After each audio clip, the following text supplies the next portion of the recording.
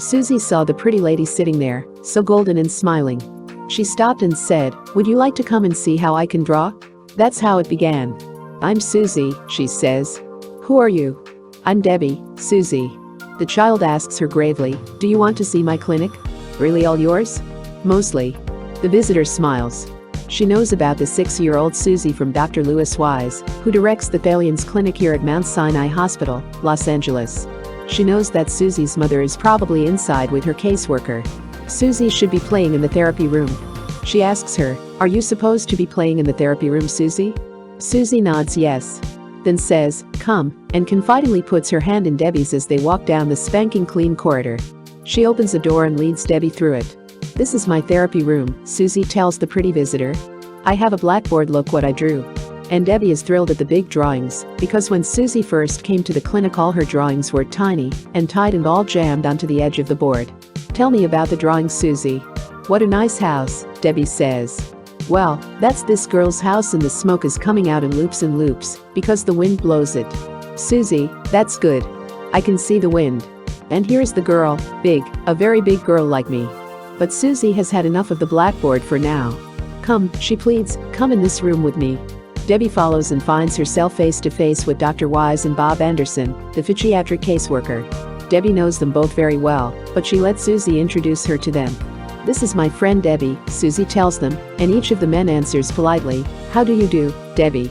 They all sit down at an enormous conference table, so big that Susie looks quite tiny leaning against the very edge of it. Tiny and big-eyed and serious. "They talk a lot," she tells Debbie. "They have a lot to talk about, and so have we," Debbie says. "Because someday we want a building 6 stories tall, so many children can come here. I'm in 1st grade, A1, and today we read a story about a monkey." Suddenly Susie confides, "I used to dream a monkey and a gorilla chased me. My little girl and boy saw some monkeys at the circus," Debbie confides right back. "What's your name?" "Carrie." "Mine's Susie." "Mine's Debbie." "I know, you told me." "Well then you tell me something, Susie, tell me the name of this beautiful big place." "I'll show you," Susie says and promptly takes Debbie's hand, and with a goodbye wave to the doctor she leads Debbie out and down the long corridor, out to the entranceway. She points to a plaque set into one wall. "I can't read big words," she says, "but you may read them to me if you like." Debbie reads out loud, "The Thalians Clinic for Children, Mount Sinai Hospital." But she does not tell Susie that she is the president of the Thalians, which is a group of young people in Hollywood who dedicate themselves to helping emotionally disturbed children. And she doesn't tell Susie that last year, alone, the Thalians raised more than $85,000 for these little children, like Susie, who have problems too big for their mommies and daddies to tackle all by themselves.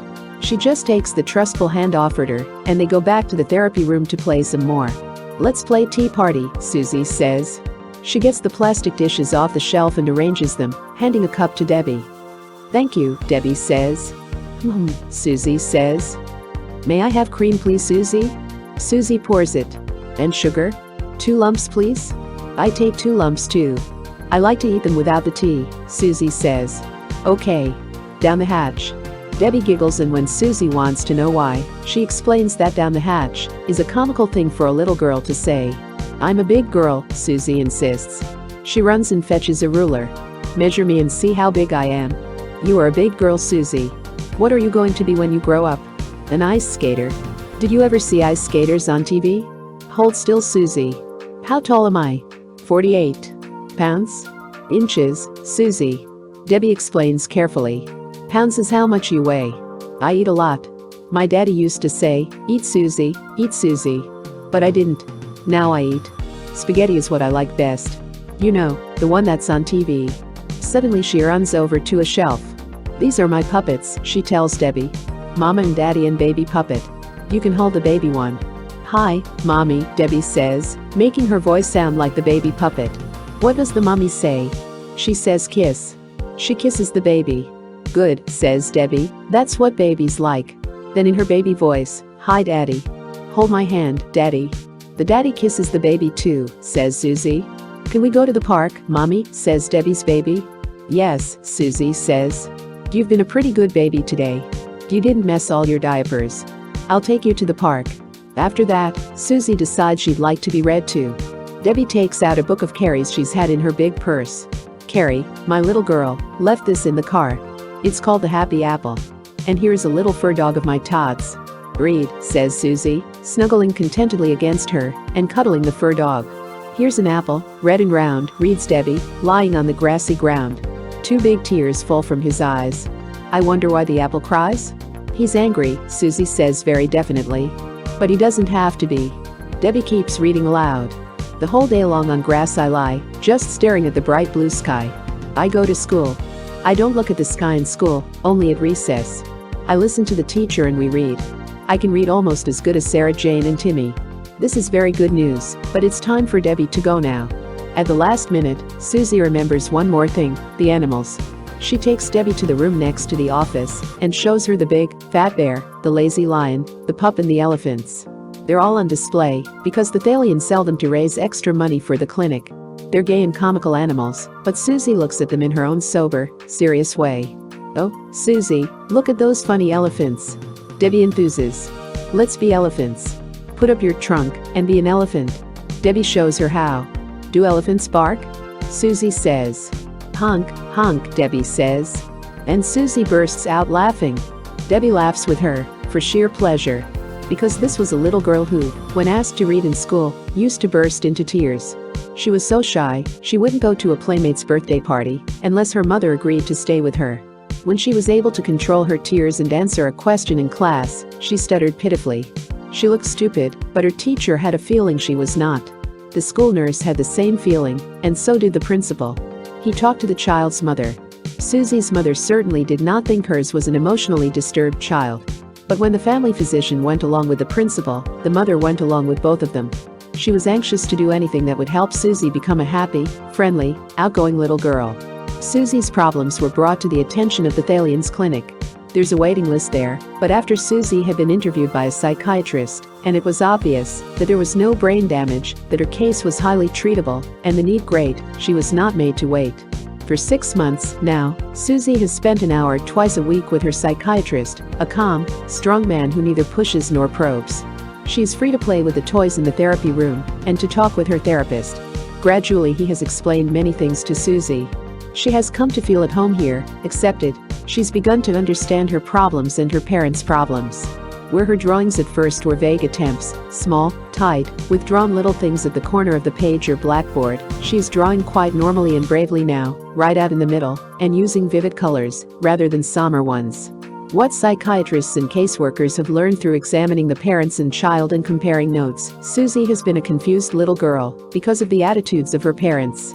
Her mother is an aggressive woman who wants Susie to become everything she herself wanted to be, but also, unconsciously, links Susie with a younger sister who was her bitter rival in childhood. Susie sensed this hostility in her mother, tried desperately to please her, but never reached the mark set for attainment, and, therefore, had become afraid to even try. She turned for comfort to her daddy, but this man, who holds down a perfectly good job in electronics, sheds his masculinity when he walks in the door of his home. He hasn't been able to stand up to his aggressive wife, or to be the man she demands him to be. Instead, he is inclined to lean on her. He's wanted to pet and comfort Susie, but then the mother would turn on them both with her sharp, critical tongue. Don't baby her, Luke. Let her learn to stand on her own 2 feet. It's more than you've ever done. The man restrains his temper and retreats into his own misery. Susie would step toward him, then step away befuddled. She never knew which one she ought to be like. Mother wanted her to be strong, but slapped her if she acted like a tomboy. But when she went to the other extreme and became what Addie wanted, the feminine correct little girl, her mother carped about being too soft, too vulnerable, too trusting.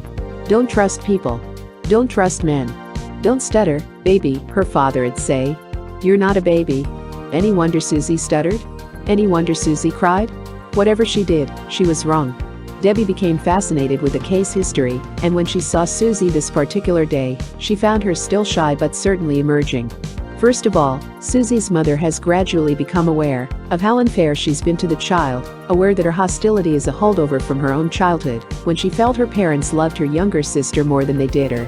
She's accepted suggestions on how to involve herself with Susie, of how, for example, to help fix her hair instead of, "Susie, you're so dumb.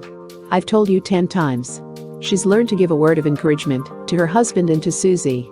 As the little girl feels her mother soften and letting go, as the harsh criticism drops off, and she isn't being pushed, she's beginning to express herself.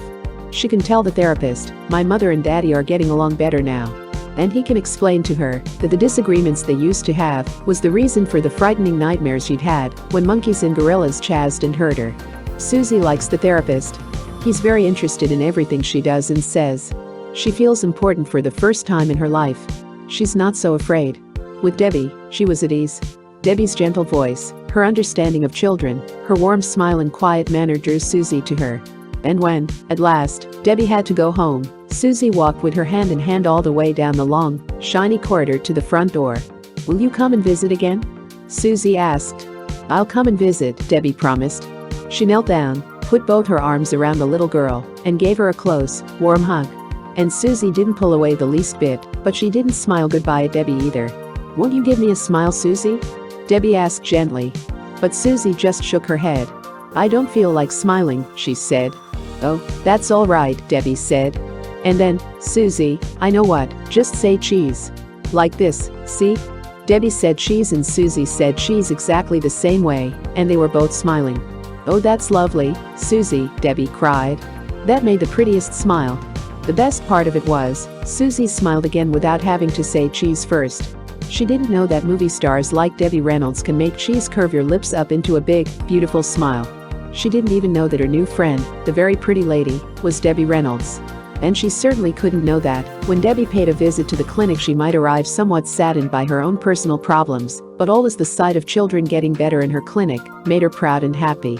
She and the Thalians helped youngsters to smile, yes, but they did the same thing for her. Only Susie couldn't know all this. At 6.5 you can't know everything. Photoplay magazine, January 1961.